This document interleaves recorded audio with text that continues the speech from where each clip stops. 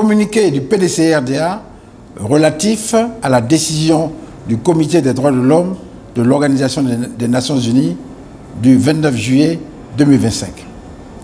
Militants et militantes du PDCRDA, chers compatriotes, par lettre notifiée à M. Cheikh Tidiane Thiam le 29 juillet 2025 par le Comité des droits de l'homme des Nations Unies, le PDCRDA a pris connaissance de la décision du dit comité invitant l'État de Côte d'Ivoire à prendre toutes les mesures nécessaires pour garantir que M. Cheikh Tidiane Thiam puisse exercer ses droits politiques en vertu de l'article 25 du Pacte international sur les droits civils et politiques, lequel article protège notamment le droit de voter et d'être élu, tout comme celui de participer aux fonctions publiques de son pays.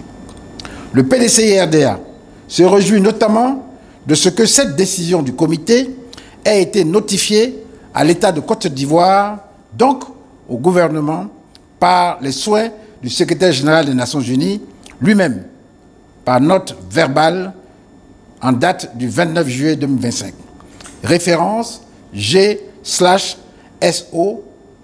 215/51 CIV 3 entre parenthèses.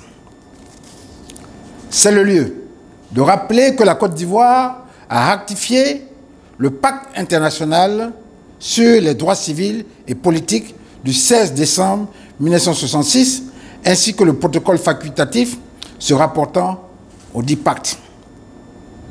Dans ce sens, cette décision du comité qui lie l'État de Côte d'Ivoire engage également et solidairement tous les États membres de l'Organisation des Nations Unies. En conséquence, le PDCRDA invite donc le gouvernement ivoirien à s'en approprier pour assurer pleinement la responsabilité historique qui lui revient d'exécuter de bonne foi la décision du Comité des droits de l'homme des Nations Unies.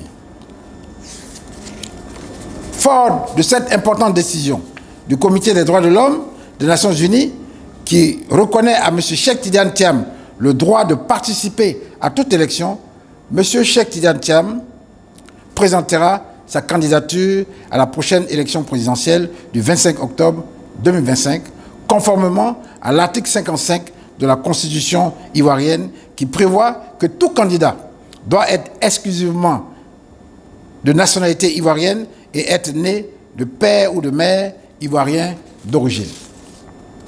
Le PDCRDA renouvelle ses remerciements au secrétaire général de l'Organisation des Nations Unies et aux différents partenaires de la Côte d'Ivoire pour leur constante implication dans la consolidation de l'état de droit et dans la démocratie en Côte d'Ivoire. À ses militants et militantes, ainsi qu'à l'ensemble des Ivoiriens, le PDCRDA renouvelle son engagement de toujours rester une force politique constructive au service de la paix et d'un développement partagé par tous. Le PDCRDA exhorte tous ses militants et ses militantes, ainsi que toutes les populations ivoiriennes, à rester mobilisées pour l'instauration d'une vraie démocratie dans notre pays et pour la défense des libertés fondamentales trop souvent mises à mal par le régime actuel. Vive le PDCRDA, Dieu bénisse la Côte d'Ivoire.